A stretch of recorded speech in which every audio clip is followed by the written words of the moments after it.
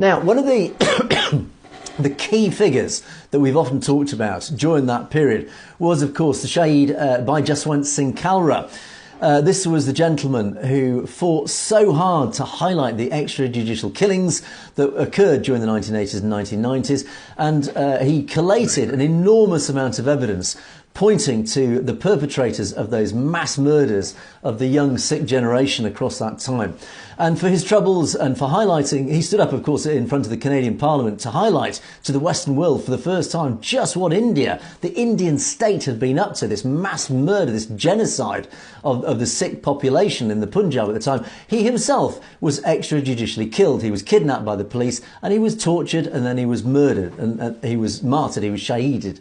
And so, of course, as we've talked about on regular occasions, there is a film being made about this called Punjab 95, starring, yes, Diljit Dosanjh. And there's been a lot of controversy about this story. This film, which has been put together, has really struggled to be produced because, of course, it's tried to tell the real story, the truth about what happened during that period, and, of course, the truth about the man himself, about Shaheed Singh Kalra.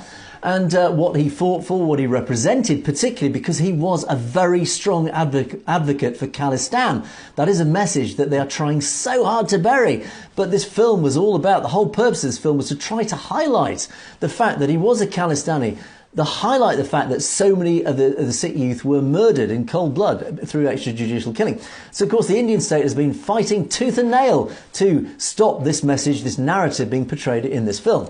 How the censors have been working overtime to force cuts to this film, to even change the name of the actual main person, Singh Kalra himself, to try and fudge the fact that it was about Kalra, and even change the name of Punjab 95 to something else, again to try and distract from the truth of what it was all about. But anyway, of course it did star Diljit Dosanjh. Now this character is somebody who I showed only just a few days ago, cozying up to Narendra Modi. He has received a lot of critical comments about his cozying up to Modi, and of course accusations of being a false Sikh and this sort of stuff. Well, he did announce, and of course we've now finally got to this point of the release of this film. Diljit Dosanjh posted up on X, yes, the release date is in February. He was not more specific than that, and indeed across Indian media, the Gaudiya media, they said yes, the film's coming up, and there's a lot of sort of fanfare saying this great film is going to be released.